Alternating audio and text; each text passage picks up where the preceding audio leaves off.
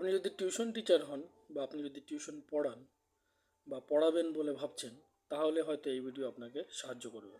কারণ টিউশন পড়াতে গেলে আমাদের ছাত্রছাত্রীদের পরীক্ষা নিতে হয় এবং তাদেরকে এঙ্গেজ রাখতে হয়, তারা কতটা শিখতে পারছে সেই জিনিসটাও আমাদের দেখতে হয়।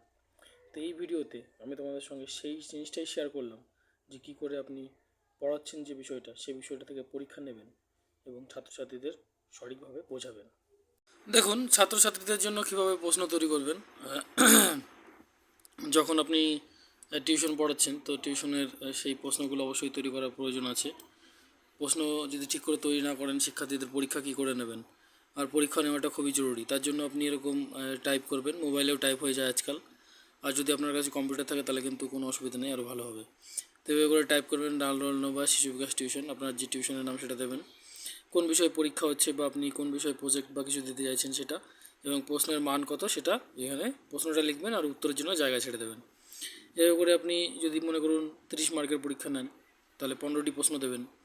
যদি 5 মার্কের প্রশ্ন হয়, মানে 5 মান করে হয় এক একটার, তাহলে আপনি 6টি প্রশ্ন দেবেন, 30 হয়ে যাবে।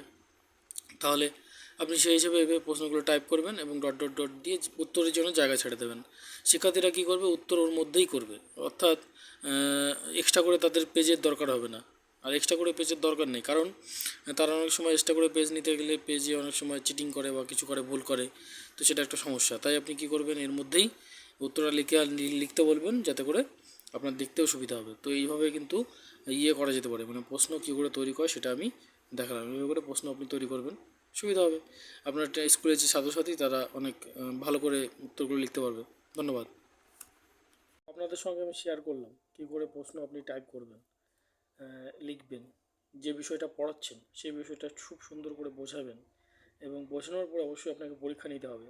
কারণ আপনি যদি পরীক্ষা না নেন তাহলে কিন্তু যে বিষয়টা বোঝাচ্ছেন বা পড়াচ্ছেন, সেটা কিন্তু তারা সঠিকভাবে বুঝলো কি না সেটা আপনি কনফার্ম হতে পারছেন না, পরীক্ষায় লিখতে পারবে কি না সেটা কনফার্ম হতে পারছেন না। তাই আপনাকে এটা করতে হবে।